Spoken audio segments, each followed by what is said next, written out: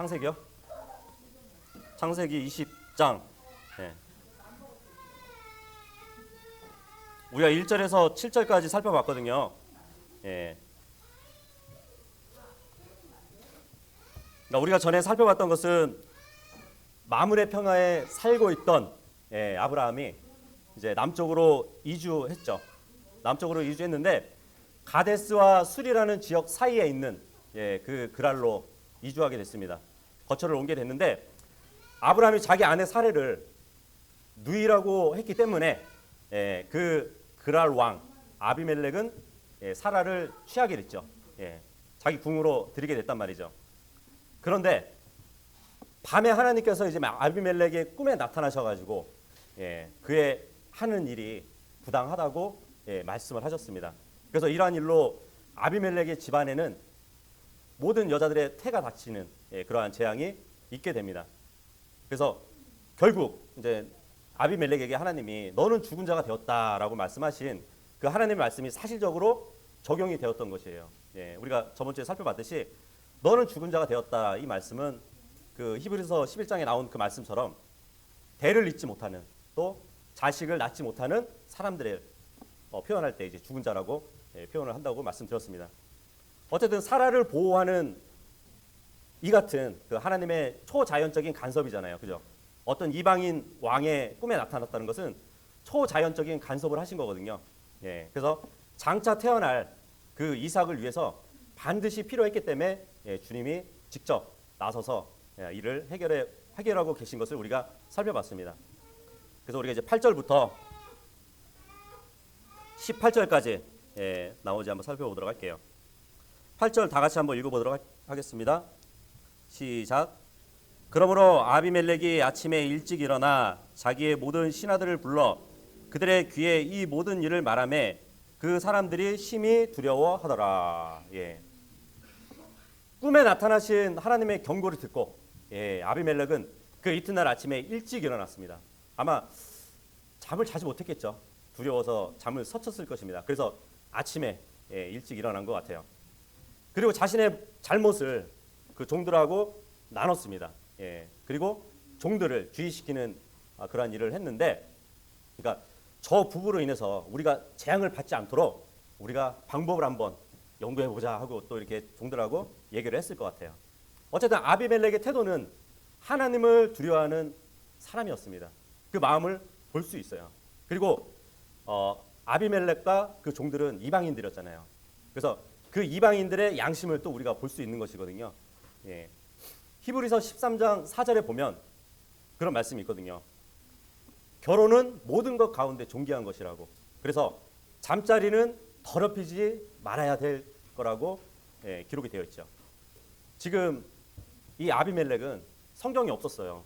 없었지만 잠자리를 더럽힌다는 것은 성경을 모르는 이방인들도 간음이 잘못된 것이라고 알고 있었기 때문에 지금 종들과 지금의 이 일을 어떻게 해결할 것인가 하는 그 일을 했던 것 같아요. 9절 읽어보도록 하겠습니다. 9절 시작. 그때 아비멜렉이 아브라함을 불러 그에게 이르되 네가 우리에게 무슨 일을 하였느냐? 내가 네게 무슨 잘못을 저질렀기에 네가 나와 내 왕국에 큰 죄를 가져왔느냐? 네가 해서는 안 될 일들을 내게 하였느니라 하고. 지금 자기 종들에게 자신이 행했던 그 잘못을 솔직히 시인하고 나서 종들에게 이제 주의를 환기시켰던 그 아비멜렉은 이제 아브라함을 부르게 되죠. 그리고 아브라함을 책망합니다. 근데 지금 9절 보니까 이때 아비멜렉이 아브라함에게 따져 묻는 것이 강하게 따지면서도 지극히 온건한 그러한 말을 한 것을 볼 수 있습니다. 왕이라서 이제 좀 근엄하게 이야기했는지 모르겠어요. 이 구절만큼 이렇게 훌륭하게 말해줄 수는 없을 것 같아요. 그래서 아비멜렉은 아브라함을 비난하거나 또 모욕하지도 않았습니다. 보니까 그죠? 하나님의 대언자를 알았잖아요. 하나님이 내 대언자라고, 그가 널 위해서 기도할 것이라고 했을 때 같지 않았겠죠.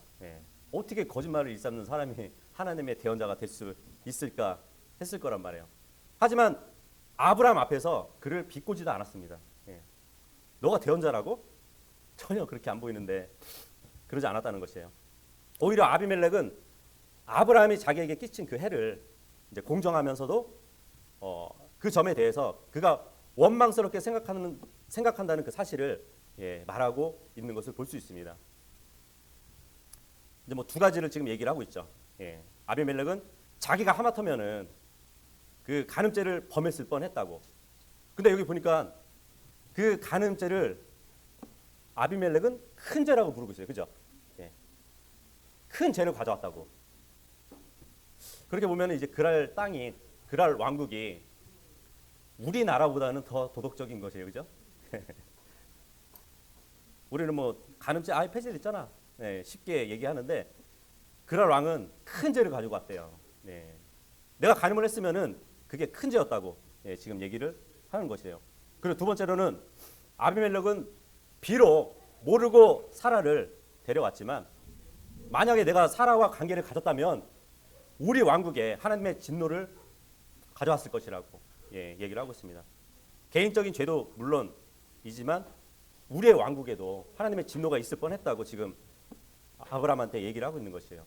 그래서 한 왕국의 왕은 그 왕국의 왕이 어떻게 하느냐에 따라서 하나님의 재앙이 있기도 하고 없기도 해요. 우리가 대표적으로 그 다윗을 보면 알 수 있잖아요. 그죠? 다윗이 인구 조사를 하면서 주님 앞에 겸손하지 못하고 교만했을 때, 그죠? 그 왕국에 재앙을 가져왔잖아요. 그래서 하나님이 다윗한테 그러잖아요. 너 어떡할래? 이 죄를 졌으니까 7년 동안 기금 받을래? 아니면은 3년 동안 왕권을 잃을래? 아니면 3일 동안 이스라엘 전역에 전염병을 돌게 해줄까? 세 개 중에 하나 고르라고 이렇게 얘기를 했었잖아요. 그래서 통치자들은 그 백성들을 위해서 정말 죄를 두려워해야 되는 것이에요.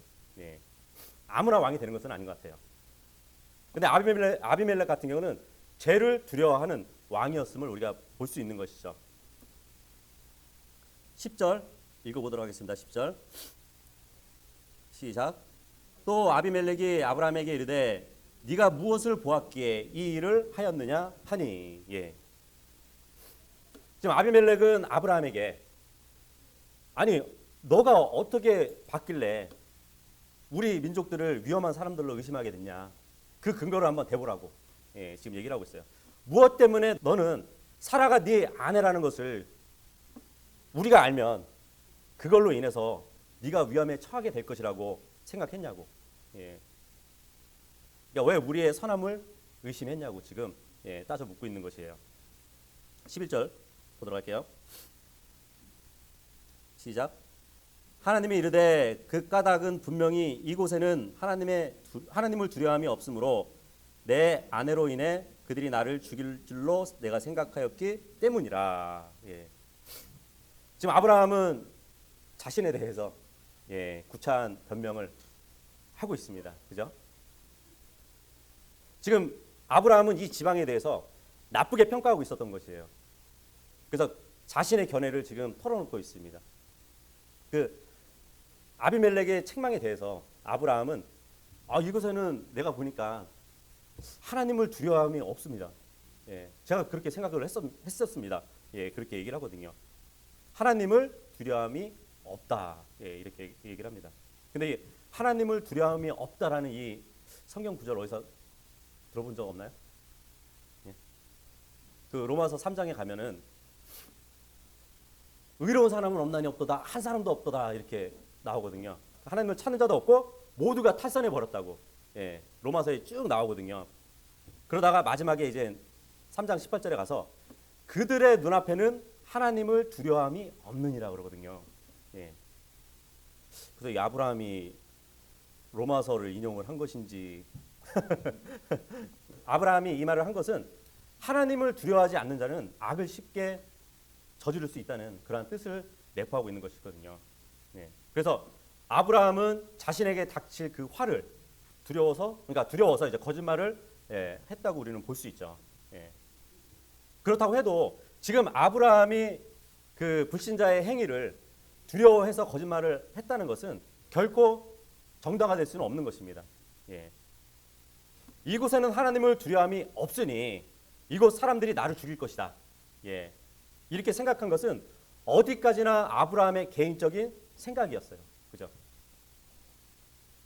그래서 11절에 보면 내가 생각했기 때문이라고 그러잖아요. 예. 사실은 아니었다는 것이에요. 우리는 어떤가요? 우리도 이렇게 사람을 외모로 보고 좀 판단할 때가 있지 않나요? 예. 하지만 우리가 생각하는 만큼 그 이상으로 하나님을 두려워하는 사람들이 많이 있습니다. 예. 우리는 다른 사람들의 외모를 보고 이제 편견을 갖기도 해요. 예. 그리고 사람을 구분 짓기도 합니다. 그죠? 우리가 저번 주에도 그 역에 나가서 전도지를 돌렸지만 조폭 같은 사람이 이렇게 앞에 오니까 쓱 옆으로 이렇게 지나가게 되더라고요. 아, 저 사람은 조폭 같은데 좀 악한 사람일 거야. 예. 그러니까 그 외모를 보고 편견을 가질 수 있다는 것이에요. 예. 지금 아브라함도 그날 왕국에 왔을 때 사람들을 보니까 다 이렇게 함족이라서 시커멓잖아요. 또 사람들의 외모를 보니까 좀 이렇게 강해 보이고 악을 행할 것처럼 이렇게 판단했다는 것이에요. 하나님을 두려움이 없다고 그냥 단정해 버린 것이에요. 우리도 마찬가지예요. 우리도 이제 사람들을 보면은 그게 외적만 보고 판단하기도 하는데 정말 우리의 관념대로 그 사람들이 잘못된 모습을 하고 살지도 않을 것이에요. 우리가 상상하는 대로 그 사람이 그러한 삶을 살지는 않을 것입니다. 또 우리가 생각하는 대로 행동하지도 않을 것이에요. 그러니까 그런 생각들은 우리 그리스도인들에게 있어서 정말 매우 해가 되는 복음을 전하는 데 있어서 그 복음을 막는 일일 것입니다. 지금 아브라함은 사람들을 잘못 외모만 보고 판단했다는 것이에요. 이것을 지금 그 아비멜렉에게 변명을 하고 있습니다. 12절 읽어보도록 할게요. 12절 시작. 더욱이 그녀는 참으로 내 누인이라 그녀는 내 어머니의 딸은 아니나 내 아버지의 딸로서 내 아내가 되었느니라. 예. 변호와 변명은 무슨 차이일까요? 변호와 변명. 그 아비멜렉이 하나님께 변호했었죠. 20장 4절에 보면은 아비멜렉이 이제 하나님께 변호하는 말이거든요. 그러나 아비멜렉이 그녀에게 가까이 가지 아니하였으므로 그가 이르되 주여 주께서 의로운 민족도 죽이려 하시나이까 그런단 말이에요. 내가 물론 사람들을 보내서 사라를 데려왔지만 그녀에게 가까이 가지는 않았습니다. 그래서 하나님 앞에서 자신을 변호하는데 사실을 그대로 주님께 얘기하면서 판단을 주님께 맡기는 것이에요. 이게 변호예요. 근데 지금 아브라함은 변명을 하고 있는 것이에요. 우리가 부부이긴 하지만 그녀는 내 누이라고. 나는 또 그녀의 오라비가 맞습니다. 그러거든요. 그러니까 변명이라는 것은 어떻게 보면 자신이 변호할 명분을 찾는 거거든요. 근데 아브라함은 사실 어느 면에서는 사라가 자신의 누이라는 것을 밝혔는데 자기 말이 완전한 거짓말은 아니었어요. 지금 12절을 보면은 그냥 단순히 배다른 남매처럼 보일 수도 있습니다. 그죠? 내 어머니의 딸은 아니지만 내 아버지의 딸이라고. 그럼 배다른 남매라고 그냥 단순하게 우리가 볼 수 있는데 사라는 그 아브라함의 아버지 데라, 그죠? 그 데라의 전처의 아들이었던 사람이 누구냐면 하란이잖아요. 하란. 롯의 아버지잖아요. 그 하란의 딸이에요. 그죠?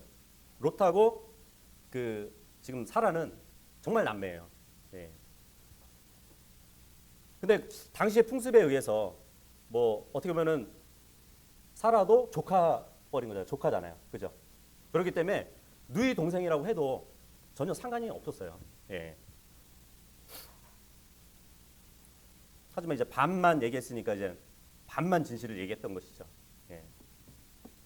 그래서 그 아브라함이 이전에 이집트에서처럼 이번 경우에도 아브라함은 사라가 아내라는 사실을 숨겼습니다. 거짓된 목적으로 숨겼던 것이에요. 물론 이제 아브라함의 변명에 일리가 있었지만 결국 비열했던 것이에요. 그러니까 비열한 마음을 가지려는 하나의 구실이었다고 우리는 볼 수 있습니다. 반쯤 진실을 말한 것은 그것도 거짓말이에요. 사람을 속이고 자기를 변호하는 것만큼 비열한 위선은 없는 것이에요. 13절 읽어볼게요. 13절 시작. 하나님께서 나를 내 아버지 집에서 내보내사 떠돌아다니게 하실 때에 내가 그녀에게 이르기를 우리가 가게 될 모든 곳에서 나에 대해 말하기를 그는 나의 오랍이라 하라. 이것이 당신이 내게 베풀 친절이니라 하였노라 하니. 그러니까 아브라함이 이렇게 말하는 것은 그러니까 속일 의도가 아니었습니다. 지금 이야기하고 있는 것이에요. 왜냐하면 우리가 처음에 여행을 시작할 때 이미 우리들끼리 이야기했던 거라고. 꼭 여기 와서 속이려고 했던 건 아니라고. 그렇게 주장을 하고 있는 것이에요. 근데 여기 보니까 어디 가든 나를 오랍이라고 하는 걸로 인해서 당신이 나한테 베풀 친절이라고 이렇게 얘기하는데 이게 무슨 말일까 생각되기도 하죠. 이게 창세기 12장 13절에 보면은 그 말씀이 있어요. 아브라함이 이제 아내 사라가 오랍이라고 얘기해 줌으로 인해서 자기의 혼을 살릴 수 있다는 것이에요. 그게 사라가 아브라함에게 해줄 친절이라는 것이에요. 자기를 살리기 위한 것이 사라의 친절이라고 지금 얘기하고 있는 것이에요. 굉장히 이기적이지 않나요?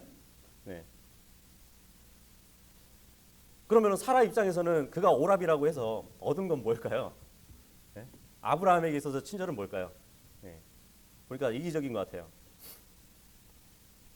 자기는 아내는 죽어도 자기는 살릴 수 있는 것이잖아요.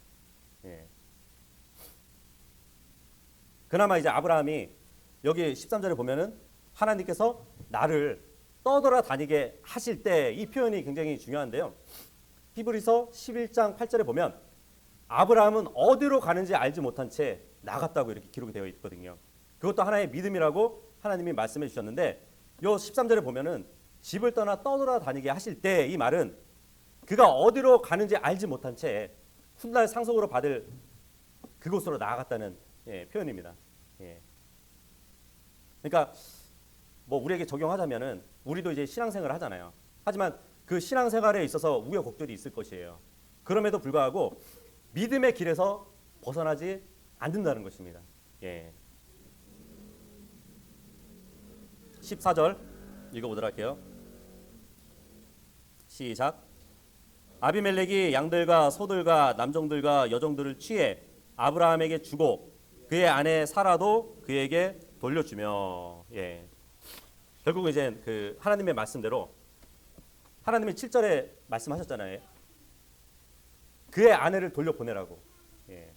근데 그 말씀대로 지금 아비멜렉은 사라도 그에게 돌려보냈다고 합니다. 아비멜렉이 이제 순종을 한 것이에요. 근데 여기서 돌려보내라는 이 히브리어 단어가 슈브라는 단어예요. 슈브. 근데 구약에 보면은 돌려보내라는 말도 많이 쓰였지만 다른 문맥에서는 회개하다라는 의미로 자주 사용된 단어예요. 그렇게 되면 아비멜렉이 아브라함에게 사라를 돌려보낸 것은 하나님의 명령을 받고 회개했다는 그런 의미로도 우리가 볼 수 있겠죠. 15절 읽겠습니다. 시작. 아비멜렉이 이르되 보라 내 땅이 네 앞에 있으니 네가 기뻐하는 곳에 거하라 하고. 여기서 아비멜렉이 아브라함에게 보여주는 친절을 또 우리가 볼 수 있습니다. 생각을 해보세요. 아브라함의 구차한 변명이 얼마나 부당한가를 한번 생각을 해보세요. 지금 상대방 아비멜렉은 그에게 자기 왕국 안에 있는 땅 어디든지 가라고 원하는 곳에 갈 수 있도록 왕의 허가를 내려주잖아요. 그 믿는 자들은 사람들한테 관대해야 돼, 그죠? 근데 믿는 자보다 상대방 불신자가 더 관대하게 되면은 희한하게 좀 작아지더라고요. 그런 적 없나요? 지금 그런 상태예요. 아브라함은 변명했는데 오히려 아비멜렉은 그에게 지금 호의를 베풀어 주고 있는 것이에요. 아비멜렉은 아브라함에게 왕으로서 선물을 주고 있는 것이에요. 그래서 이제 자신이 사라를 집에 데려다가 이제 뭐 범하려고 했던 그런 잘못을 보상하려고 했던 것을 우리가 볼 수 있습니다. 그 율법에 의하면 물건을 반환할 때, 그러니까 예를 들어 누구한테 폭력으로 물건을 뺏었어요. 그리고 누구를 속여가지고 그 물건을 자기 걸로 만들었어요. 그리고 유실물이 있어요. 유실물이 있는데 그걸 자기가 죽고 나서 그 주인한테는 거짓말을 해가지고 주지 않는 것이에요. 근데 그것이 발각돼서 만약에 돌려주게 되면 율법에 보면은, 그러니까 레위기 6장 5절에 보면 얼마를 더 붙여서 돌려줘야 돼요. 그 기록 보면은 5분의 1을 더 얹혀서 주라는 율법이 있습니다. 아비멜렉은 자기의 잘못을 깨달았어요. 그리고 아브라함에게 사라를 돌려 보내줬습니다. 그리고 물질적으로 보상을 했어요. 그리고 마음으로 사과했을 것이에요. 그래서 화해를 청하는 것을 우리가 볼 수 있습니다. 16절 읽어볼게요. 16절 시작. 사라에게 이르되 보라 내가 네 오라비에게 은 1000개를 주었나니 보라 그는 너와 함께한 모든 자들과 다른 모든 자들에게 너를 위한 눈가리개가 되리라 하였더라. 이같이 그녀가 책망을 받았더라. 지금 아비멜렉은 사라를 자기 궁으로 데려온 실수를 인정하고 그 대가로 은 1000개를 지금 아브라함에게 주었습니다. 그 이때 당시에 뭐 은 하나의 무게가 대략 11g 정도의 무게였다고 하더라고요. 11g. 그러면은 1000개의 무게는 약 11kg 정도 되는 것이죠. 그리고 요 당시에 30개 정도 주고 종들을 샀다고 해요. 그러면 은 1000개는 엄청난 금액이었죠. 못해도 한 33명 정도 살 수 있는 그 은을 받았습니다. 근데 지금 아비멜렉이 얘기하는 거 잘 봐요. 지금 어떻게 보면 아브라함이 이제 사라의 남편인 걸 알았잖아요. 그러면은 아비멜렉이 사라한테 내가 네 남편한테 은 1000개를 줬다고 이렇게 얘기할 법도 한데 그냥 단순히 오라비라고 속였기 때문에 지금 아비멜렉도 좀 빈정되는 것 같아요. 내가 네 오라비한테 은 1000개를 줬다고 그렇게 얘기하는 것 같지 않나요? 그리고 여기 밑에 보시면 이제 16절 밑에 보시면 그러니까 모든 사람과 다른 모든 사람에게 너를 위한 눈 가리개가 된다고. 이것은 무슨 말일까요? 그래서 이제 뭐 많은 사람들이 그래요. 너를 위한 눈 가리개가 된다 하면은 눈을 가리는 거잖아요. 그러니까 퉁치자. 은 1000개로 퉁치고 없었던 일로 하자. 그런 의미로 쓰인 거라고 얘기를 합니다. 그러니까 우리는 못 본 일이야. 없었던 일이야. 그러한 의미로 쓰였다고 하는데 모르겠어요. 그런 의미로 쓰인 건지 모르겠지만 아마도 지금 16절 마지막에 보면은 너를 위한 눈가리기가 되리라 하면서 이같이 그녀를 비난했다고 하거든요. 그런 거 보면은 그러한 의미가 또 아닌 것 같아요. 그래서 그녀가 비난을 받았다라는 이 말로써 보면은 아비멜렉의 말은 너 사라는 여러 사람의 눈을 가려서 속게 한 자가 될 것이라는 그러한 의미로 얘기했던 것으로도 보입니다. 왜냐하면 또 성경에 보면 눈을 가리는 일에는 굉장히 나쁜 결과가 또 따르거든요. 잠언서 한번 찾아볼게요. 잠언서 28장. 잠언서 28장 27절 보시면 이런 말씀이 있어요.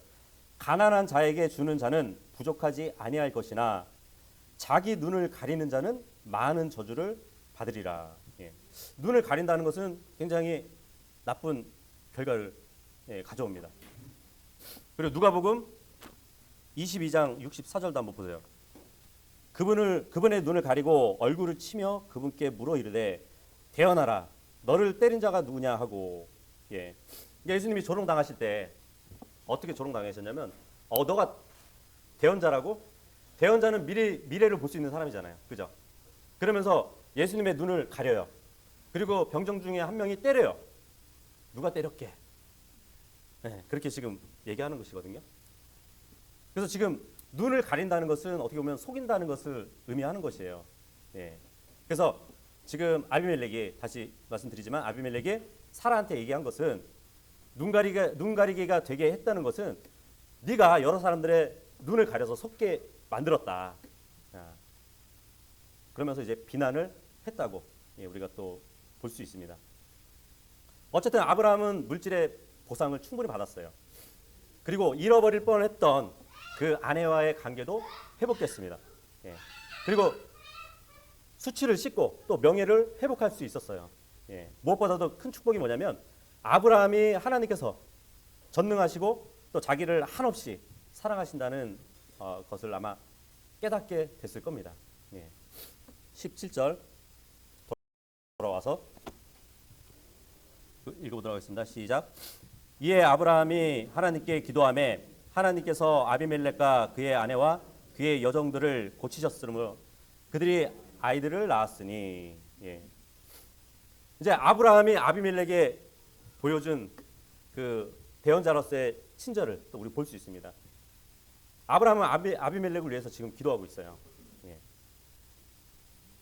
그 성경에 보면 이제 모세도 어떻게 보면은 자기에게 아주 무례하게 굴었던 미리암을 위해서 기도한 적이 있었죠. 그죠?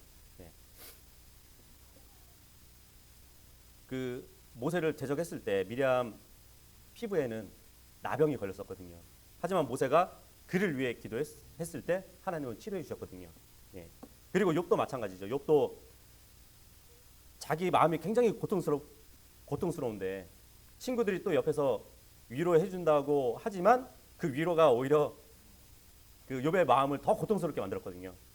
하지만 욥이 친구들을 위해서 기도했을 때 하나님은 그 친구들과 화해를 시켜 주시기도 하셨습니다. 지금 아브라함은 아비멜렉을 위해서 지금 하나님께 기도를 드리고 있어요. 자신의 거짓말하고 또 아비멜렉의 그 불의한 일, 어떻게 보면 공동 작업으로 인해서 잘못된 일을 했는데 하나님의 진노가 그랄 왕국에 임했지만 그 아브라함의 기도로 인해서 다시 회복되는 그 모습을 우리가 볼 수 있습니다. 그러니까 아브라함의 기도를 들으신 하나님은 아비멜렉의 집안에 있는 모든 여자들의 태를 열어 주셨던 것이에요. 그래서 하나님의 대언자 아브람, 그래서 주님께 기도해서 죽은 자였던 아비멜렉은 다시 산자가 된 것이에요. 근데 이게 우리가 영적으로 또 이렇게 적용해 볼 수도 있거든요. 그러니까 하나님은 아비멜렉의 집에 있는 모든 태를 열어서 이제 자녀들을 출산할 수 있도록 만들어 주셨잖아요. 그래서 우리가 영적으로 보면 영적으로 죽은 자들이 많습니다. 이 세상에. 그죠? 그래서 그들은 열매를 맺을 수 없는 사람들이에요. 하지만 우리도 대언자잖아요. 그 사람에게 복음을 전했을 때 그 사람의 미래를 말해줄 수 있는 대언자들이란 말이에요. 그래서 믿지 않는 영적으로 죽은 사람을 하나님께 인도하고 복음으로 인도하게 되면 그 사람은 영적으로 살아나겠죠. 살아나면서 동시에 그도 복음을 통해서 또 다른 그 열매를 맺을 수 있는 사람으로 우리가 만들어줄 수 있는 것이죠. 그래서 우리가 영적으로 적용해 볼 수 있고 마지막 9절 18절 읽어보도록 할게요. 시작. 이는 주께서 아브라함의 아내 사라로 인해 아비멜렉의 집의 모든 태를 속히 닫으셨기 때문이더라. 이제 이 18절을 보면 아브라함이 처음 실수를 했던 것이 이집트였잖아요. 그죠? 이집트 파라오 앞에서 똑같이 사라를 누이라고 속이는 바람에 똑같은 일이 발생됐었잖아요. 근데 거기 보면 창세기 12장 7절이잖아요. 거기 보면 주께서 아브라함의 아내 사레로 인해서 파라오와 그의 집에 큰 재앙을 내리시매 그랬거든요. 근데 그 큰 재앙이 무엇인지는 나오지 않았어요. 그 구절에. 근데 우리가 성경과 성경을 비교해 봤을 때 파라오 그 집의 큰 재앙이 그 집안에 있는 여자들의 태를 닫았던 것이구나. 그걸 알 수 있는 것이 바로 이제 18절로 인해서 알게 된 것이죠. 그죠? 우리가 이렇게 이제 창세기 20장을 살펴봤는데 어떻게 보면 아브라함은 할례를 받았던 사람이에요. 그리고 새 이름을 받았던 믿음의 조상 아브라함입니다. 하지만 그도 죄의 본성을 그대로 갖고 사는 사람이었어요. 그러니까 아브라함도 믿음이 없을 때는 이렇게 비겁쟁이였던 것이에요. 그 300명 남짓한 종들을 데리고 그죠? 그 여러 왕들하고 전쟁했을 때 그때의 믿음을 한번 생각해 보세요. 지금 여기에는 눈을 씻고 봐도 그러한 믿음은 보이지가 않습니다. 예. 그럼에도 불구하고 하나님은 아브라함을 실패에 따라서 그를 다루시고 계시지 않으세요. 예. 오히려 그를 그 왕 앞에서 더욱 세워주심을 우리가 볼 수 있습니다. 아비멜렉 앞에서 아브라함을 보호하시고 또 이방인 그 아비멜렉 앞에서 높여주시는 주님을 우리가 볼 수 있습니다. 어때요? 우리는 특별한 환경에 의해서 우리의 마음에 있는 것이 밖으로 드러나기 전까지는 정말 우리 마음에 있는 것을 결코 알 수 없죠. 예. 그러니까 어떤 사람이든 자기 마음속에 있는 것들을 우리가 볼 수 없어요. 하지만 어떤 특별한 환경에 의해서 그 사람의 마음이 바깥으로 드러날 때가 있을 겁니다. 그 생각을 해보세요. 베드로 자신이 자기 스스로도 주님을 부인할 거라는 생각은 못했을 것이에요. 그죠? 예. 하지만 그의 약한 부분과 정말 직접적으로 관련되는 환경에 놓이게 되니까 주님을 부인하게 됐던 것이죠. 예. 이스라엘 민족은 어때요? 이스라엘 민족도 이집트에서 가나안까지 가는 그 길은 40년까지 걸리지도 않는 길이었잖아요. 하지만 주님은 그 이스라엘 백성을 광야에서 40년 동안 빙빙 돌렸단 말이죠. 예. 항상 믿음이 약하고 불순종했기 때문에 주님이 뺑뺑이 돌렸던 것이죠. 지금 그랄로 내려간 아브라함은 자신의 안전을 위해서 전과 똑같은 실수를 범했습니다. 근데 우리는 이러한 아브라함을 그 바리새인 같은 태도로 아브라함을 판단하면 안 돼요. 오히려 그를 통해서 우리 자신의 모습을 봐야 되는 것입니다. 우리도 반복적인 죄를 짓고 살잖아요. 아무리 우리가 거듭난 신자일지라도 여전히 하나님의 말씀을 경청하지도 않고 또 그분을 따르지 않는 그런 육신을 가지고 살아가고 있습니다. 그래서 구원받기 전에 지었던 죄를 구원받고 나서도 여전히 짓는 것이 바로 우리들이에요. 하지만 여전히 하나님의 긍휼과 그 사랑은 우리를 용서해 주시는 것이에요. 그와 같이 이제 하나님은 아브라함을 보호해 주신 것을 우리가 봤습니다.